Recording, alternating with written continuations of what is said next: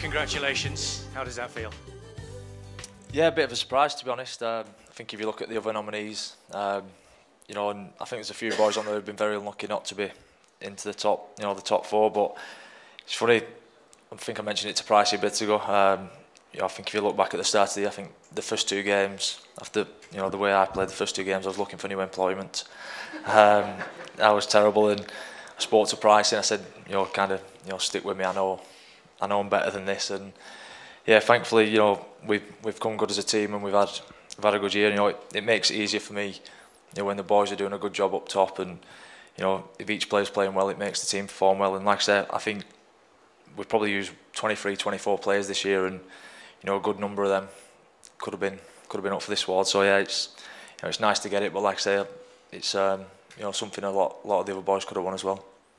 Like you say, maybe a bit of a rough start, but the stats don't lie. I think it's 14 tries, 19 try assists, 3,393 metres made.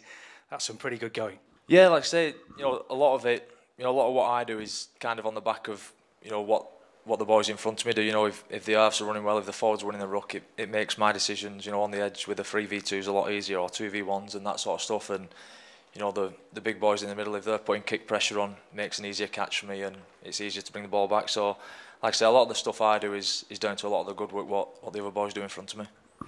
Well, we mentioned it to Chris earlier on. Obviously, you'd had the heartache of the Challenge Cup final defeat, but if you manage to get to Old Trafford, that will go some way to alleviating that. And obviously, the ultimate dream is to win that special trophy.